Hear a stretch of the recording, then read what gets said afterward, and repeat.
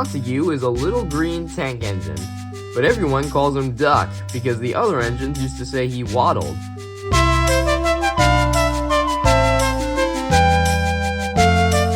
Duck is a Great Western Pannier tank engine that works and lives on the island of Sodor.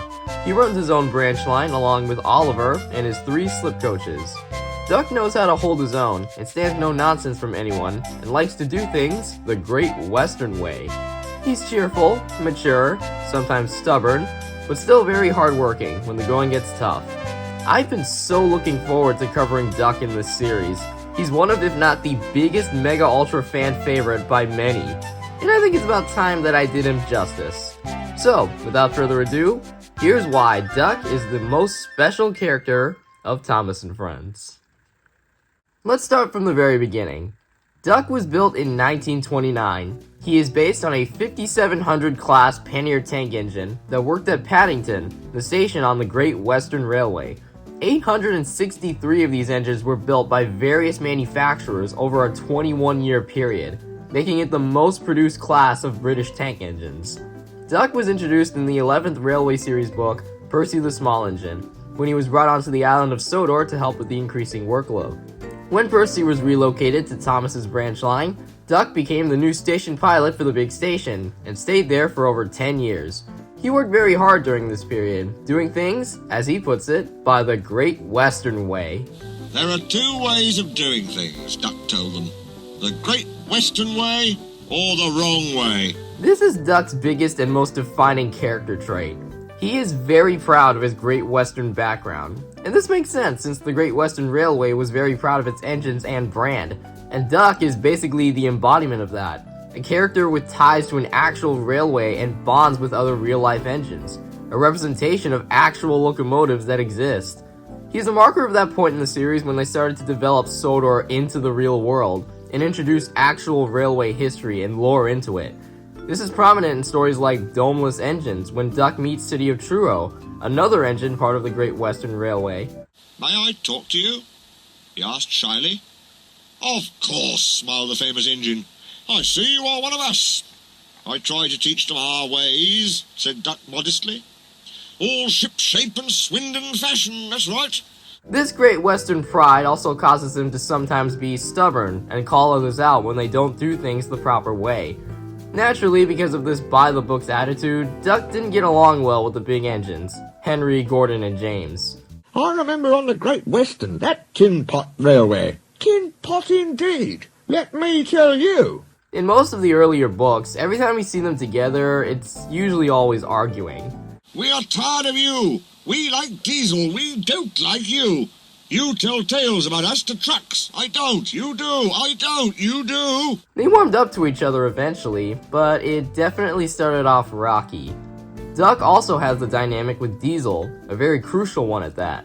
This is the big Game Changer book that introduces Diesel and diesel locomotives in general, which becomes one of the major overarching plot points in the series moving forward. What makes this one really stand out is its symbolism. Diesel is represented as the most insignificant engine of his class. He's unspecial, there's nothing about him that makes it stand out. He's just one of many of his type across England. He's symbolic of the next big thing to happen in real-world railway networks across the globe. The fact Audrey chose Duck specifically for this book was a brilliant choice in my opinion, as much like Diesel, Duck is also one of a million. Hundreds of his class were built on the Great Western Railway. Audrey was trying to show that Steamies and Diesels, appearances aside, are more or less the same, just one looks more modern than the other. And I think Duck was an excellent choice to represent this heavy topic. There's a lot more to this book than meets the eye, with a very mature topic that, if you really stop and think about it, hits deeper. It's something especially noteworthy.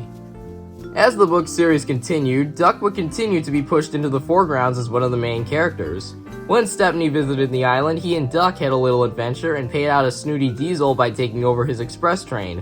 When Boko came to the island, Duck was apprehensive toward him at first, but eventually he grew to like him, and the two became close friends, showing that not all Diesels are as bad as they had been led to believe. 1967 soon rolled around, and Duck would be tasked with helping with the construction of the new branch line up the coast to Alsborough Harbor, and when the line was reopened to accommodate passenger traffic, Duck was put in charge to run it. Duck settled into his new working life spectacularly well. He worked the line along with two of his own auto coaches named Alice and Mirabelle, another Great Western engine named Oliver, who was recently preserved from scrap, as well as Donald and Douglas on occasion, and the miniature Arlesdale engines, who would work on their own miniature railways separate from the standard gauge lines.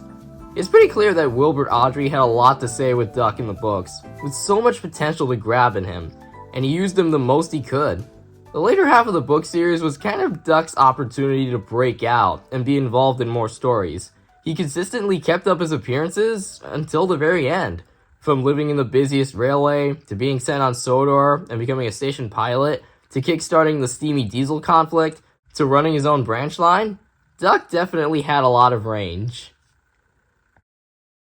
Now let's get into the TV show. I would say Duck's arc from the books was translated pretty well in the TV series, just simplified a bit, due to the model crew not having the budget to adapt some stories crucial to Duck's arc. That's not to say there weren't many bright spots to Duck during this era, because there were. Something I loved the TV series did with Duck was play off all his character dynamics and really roll with them. In terms of characters that Duck interacted with in the TV series, the most noteworthy dynamic he shares is with Percy. In the books, Duck and Percy were paired up in only one story where they stand up to the big engines, and are never really shown interacting with each other again. Not here though. The TV series loved to play around with Duck and Percy, at least in the model series. These two were shown working together at the docks several times in Season 3, and we get to see the misadventures they get into. Like in Diesel Does It Again, that follows up on Duck and Diesel's rivalry. In Season 2's Duck Takes Charge, which was Duck's debut episode in which he and Percy blocked the big engine's path to the sheds. And in Season 6's Scaredy Engines, when Duck helps Percy pay back Thomas after being rude to him. He's after me! I don't think you'll be late, said Duck. Speaking of Thomas, we don't usually see these two get paired up a lot in the series, and on the rare occasion we do see them together, it kinda goes south. In Season 2's The Runaway, Thomas becomes jealous when Duck takes over his branch line with Annie and Clarabelle. Annie and Clarabelle told him how well Duck had managed. Thomas was so pleased to be home that he soon forgot to be jealous. In A Close Shave in the same season, Thomas is seen grinning when pulling Duck out of the barbershop. In Season 4's Grand Puff, Thomas tells the engines about Duke the Lost Engine. He rejects Duck's request for a happy ending and continues the story on a night when Duck isn't there. In Fish, in the same season, Thomas gives Duck advice on handling fish. Hello, Duck. Going fishing? I'd take care if I were you. Why? Huffed Duck. Only to get dismissed by him. And then way later on in Season 17's The Thomas Way, Thomas and Duck get annoyed with each other when they try to get Harold to the rescue center different ways. There's only two ways to do things, Thomas. The Great Western Way and the wrong way. The Great Western Way is to go directly and promptly to the Sodor Search and Rescue Center without dilly-dallying. And without any fun. In the movie Journey Beyond Sodor, when Thomas is singing a song missing his friends, every standard gauge engine except Duck appears in this fantasy. It makes sense that these two never really get along. Duck is very level-headed, and Thomas is cheeky and listens to no one. Does this prove that theory that everyone has been talking about, that Thomas and Duck hate each other? No. Well, maybe. Well, it's complicated. In Season 18 in the CGI series, Duck shared a fun dynamic with James in 2 episodes. And both times, things go about as well as you would expect.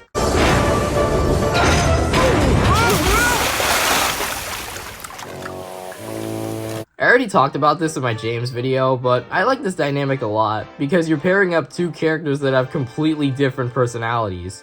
They also paired Duck up a lot with Oliver, which makes sense since they both work on the same line together. I love how frequently they show these two working together, showing how they work their line together as true partners. Like in Season 3's Bulgy, when they discuss how to handle Bulgy, who has a distaste toward railways. Bulgy says he can get them to the big station before us. Rubbish, replied Duck. It's much farther by road. Yeah, continued Oliver, but Bulgy says he knows a shortcut. And in Season 20's Blown Away, when they work together to get everyone home before a storm hits the island. Nearly done, Oliver? Yes, Duck.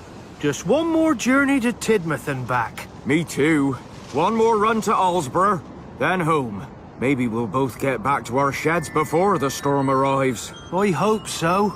And not to mention, when Duck gets the spotlight front and center, his episodes are always bangers.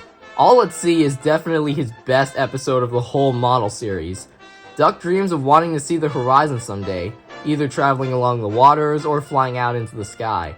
But throughout the episode, he learns to come to terms with the fact that he's a steam engine and he can't leave his rails. In the end, he realizes how much strength an engine like him has.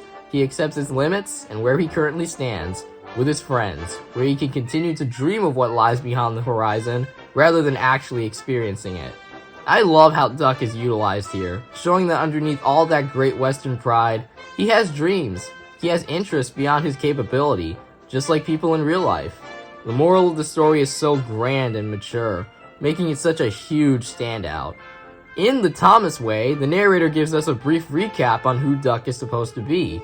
Montague is a little green tank engine, but everyone calls him Duck, because the other engines used to say he waddled. And we get a photograph of Duck working at Paddington on the Great Western Railway, something that even the model era never did with him. But that's not all. In Season 18's Duck in the Slip Coaches, we get a flashback sequence of Duck working on his own line, where he hauled a rank of slip coaches. In those days, I used to pull slip coaches. Coaches which could be uncoupled without even stopping. This was a really cool sequence, and it aligns with real-life railway operations. The slip coaches were based on the Great Western Railway's own set of Colette slip coaches, and they did indeed have the ability to be uncoupled at stations without stopping. These moments really stick out to me. The fact that they wanted to delve deeper into the psyches of Duck, as well as give a little more backstory to him, is nothing short of remarkable. It's these types of moments that show just how much of a special character Duck is. He was always used in such a meaningful way. We learned he loves being beside the sea, and he was responsible for his own rank of slip coaches exclusive to him. These are the kind of stuff I love about the TV series. I love when they explore different sides of different characters, whether it be consistent with existing traits, or creating something entirely new. It feels very rewarding investing so much time in the show. But Josh, I hear you saying, what about the Hit Entertainment and Big World eras? Those were pretty bad eras of the show. Wasn't Duck horribly Flanderized like Toby or Edward? No, he wasn't. Simply because he wasn't in them. The Hit era was pretty well known for its boring, formulaic plot structure, with the characters making the same mistakes numerous times. Most of the supporting cast was just non-existent, and a lot of the episodes were extremely hyper-focused on its main characters, most of which were Flanderized to some sort of degree. This is where Edward's weak, pathetic personality came into play, as well as Toby's worrisome, self-conscious personality, Percy being the baby of the steam team, and Thomas himself was just an idiot. What are you doing here, Mr. Snowman? Cried Thomas. And Big World Big Adventures is, well, Big World Big Adventures. Duck wasn't present in either of these eras that much, but I think that was a good thing. I don't think I, or really anyone, could have bared seeing Duck in a stupid fantasy sequence, or be tasked with a ridiculous special parcel or whatever. Notably, in the Hit era, Duck, along with a ton of other old faces, would return in Season 12. He didn't do a whole lot this season, but the fact he was even present at all was pretty damn wild. And in the Big World era, Duck did get a spotlight episode all to himself called School of Duck, and it was a pretty good episode in my opinion. An engine finding use for an old coach instead of letting it rot away in the scrap lines feels very much like classic Thomas, similar to that of Thomas Percy and Old Slow Coach, which has the same moral. And it somehow ended up being my favorite CGI Duck episode, showing that even amidst all the crap, they still knew who Duck was and how to handle him. Duck really was treated well in all three eras of the Thomas franchise. From his arc in the Railway series, from a random secondary to a main character, to the TV series starring in episodes with mature themes and morals like All at Sea, and flashback sequences that tie back to his heritage. Duck is easily the most special character of the Thomas series, one that was used to his fullest as a great catalyst for quality storytelling. He's a symbol of pride, hard work, and most of all, consistency. I've thought long and hard about who my favorite Thomas character is. Gordon and Edward are definitely up there. James is also a very fun and consistent character, but you know what? I think this is it. I think Duck is my favorite character from Thomas and Friends. He's the only character throughout the franchise's history that was never flanderized, tainted, or ruined, and remained until the very end his consistent, great Western self. He definitely left his mark on Sodor, and he rightfully deserves a spot up there with all the greats.